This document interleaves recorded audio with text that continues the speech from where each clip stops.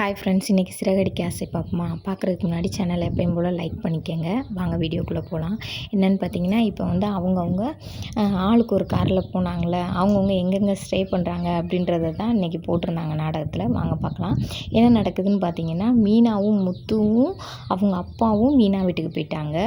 ரவி, ஸ்ருதி, ரவியோட அம்மா ஸ்ருதி வீட்டுக்கு வந்திருக்காங்க. ஸ்ருதி வீட்டில் வந்து அவங்க வந்தோடனே உட்காடுறாங்க. அவங்க ஸ்ருதி போய் என் அம்மா அத்தை வந்திருக்காங்க அப்படி சொல்கிறாங்க. ஆன்ட்டி வந்திருக்காங்கன்னு சொன்னோடனே வாங்க வாங்க வாங்கன்னு சொல்லி உள்ளே கூப்பிட்றாங்க.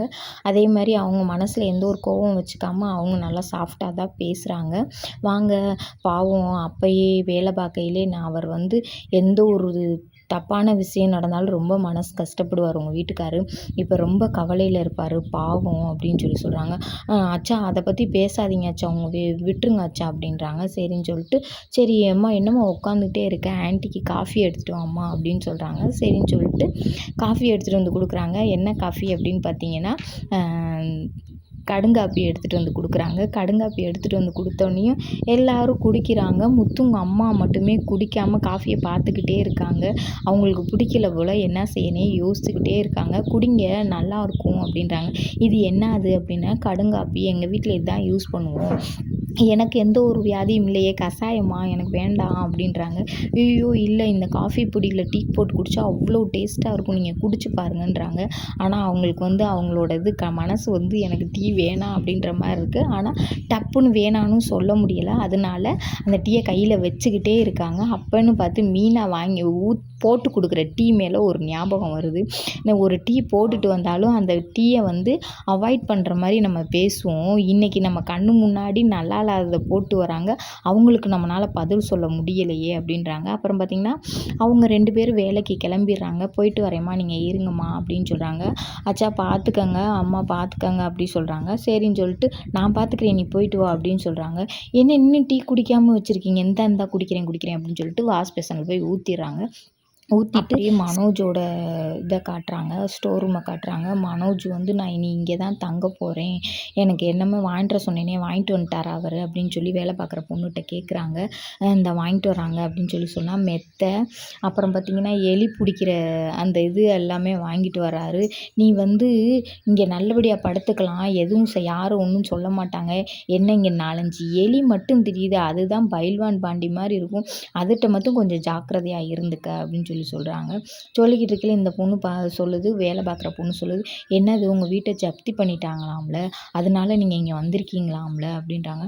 ஏம்மா உன் வேலையை போய் பாருமா அப்படின்னு சொல்கிறாங்க. சொல்லையில், எனக்கு துணைக்கு நீங்களும் இங்கேயே வந்து படுங்க ப்ரோ, எனக்கு ஒத்தையில் படுக்க ரொம்ப பயமாக இருக்குது ப்ரோ அப்படின்னு சொல்கிறாங்க. இல்லை இல்லை, நான்லாம் படுக்க மாட்டேன், என் 10 மணிக்கு நான் வீட்டுக்கு வரலைன்னா என் பொண்டாட்டி என்னையே அடிப்பான். இல்லை ப்ரோ, நீங்கள் கேட்குற சரக்கை நான் வாங்கி தரேன், நீங்கள் குடிச்சிட்டிங்க படுங்க ப்ரோ அப்படின்னாலும், சரி நான் இங்கே படுக்கிறேன், பாவம் உனக்காண்டி தான் படுக்கிறேன், ஆனால் நல்லா தெரிஞ்சுக்க, நான் தூங்கிட்டேன்னா இடையில நீ என்ன எழுப்புனா நான் எந்திரிக்கவே மாட்டேன் அப்படின்னு சொல்கிறாங்க.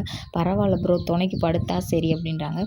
அந்த பொண்ணை பார்த்து இவர் கேட்குறாரு, நீயும் படுக்கிறியாம்மா, இங்கேயே தூங்குறியா அப்படின்றாங்க.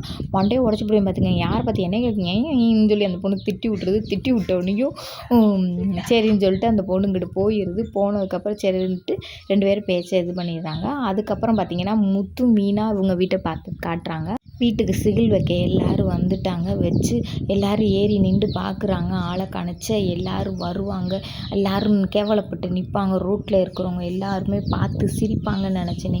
இந்த முத்து ரொம்ப தெளிவாக இருக்கேன்டா, எனக்கு இந்த முத்தை ஏதாவது ஒன்று பண்ணணும்னு நினச்சி தான் இந்த வேலையே பண்ணேன், ஏன்னா இருந்தாலும் இப்போ நம்ம சிகில் வச்சு கூட பிரயோஜனம் இல்லாமல் போகுது அப்படின்னு சொல்கிறாங்க.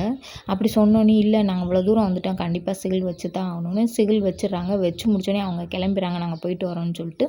இவங்க 2 பேர் பேசுகிறாங்க, உங்கள் ஆசை தான் நிறைவேறிச்சில்ல, இந்த சிகில் வச்சாச்சு, இன்னும் 10 நாள் 5 நாளில் நம்ம வந்து ரிமாண்ட் பண்ணிடுவோம், இந்த வீடு உங்கள் கைவசம் கிடச்சிருச்சுல அப்படின்னு சொல்கிறாங்க.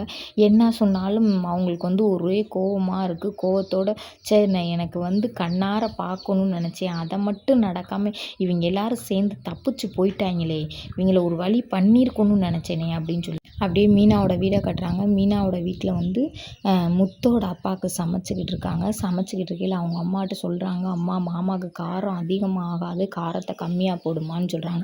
"சரிடி" அப்படின்னு சொல்கிறாங்க.